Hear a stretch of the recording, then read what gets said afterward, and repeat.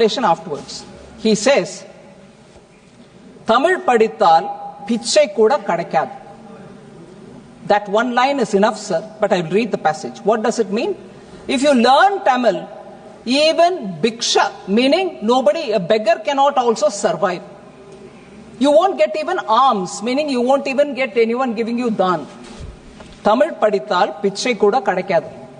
Tamil padithadu pichai edupadai thavira வேற உயிர் வாழ ஒன்றுக்கும் பயன்படவில்லை என்பதோடு இதற்காக செலவு செய்த காலத்தை வேறு துறையில் செலவிட்டால் வாழ்வில் பயன் ஏற்பட்டிருக்கும் என்பதை 100 ஆண்டுகளுக்கு முன்பே தமிழ் கற்ற ஒரு அனுபவ புலவர் பாடியுள்ளார்.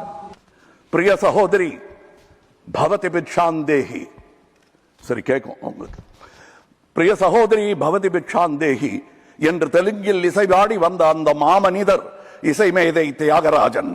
அவர் பிக்ஷா பாத்திரத்திலிருந்து எடுத்த சில்லறைகள் நவீன காலத்திற்கு உதவாது என்று தெரிந்தவர்கள் நீங்கள் வெள்ளைக்கார கல்வி கற்றது கண்டிப்பாய் கற்பூர புத்திதான். அது காற்றோடு போய் பல ஆண்டுகளாகிவிட்டன. அதன் பிறகு உங்கள் பிச்சை பாத்திரம் உருமாற்றப்பட்டது.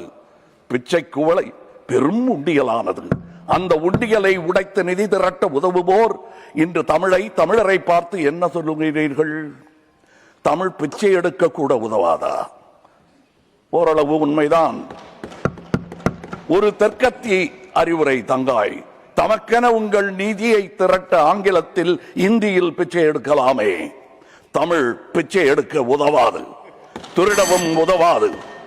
தமிழன் பிச்சை எடுக்க மாட்டான், அதுவும் உங்கள் பிச்சையை ஏற்கவே மாட்டான். தங்கச்சி, ஓட்டையும் நாட்டையும் இந்த கமலஹாசன் விற்கவே மாட்டான். உங்கள் சாபங்களில் எங்களுக்கு நம்பிக்கை இல்லை. Please conclude. உங்களுக்கு இருக்கக்கூடும் என்ற நம்பிக்கையில் நீங்கள் உணர என் திட்டத்தை சாபமாய் போடுகிறேன். கருணையுடன் நீங்களே ஏற்பீர். உங்கள் இஷ்ட தெய்வங்களை வேண்டிக் கொள்ளுங்கள். பகுத்தறிந்த தமிழ்ச்சித்தன் கூற்று இது. வினை உம்மை சுடுக, என்றும் எங்கள் நாடு நீடூழி வாழும். வினை உம்மை சுடுக, ஓட்டப்பம்பும் வீட்டை சுடுக. வந்தீர் வென்றீர் செல்வீர். இது உலக நியதி, அரசியல் நியதியும் கூட. வீழ்க வளமுடன், தமிழ் என்றும் வாழும் நலமுடன்.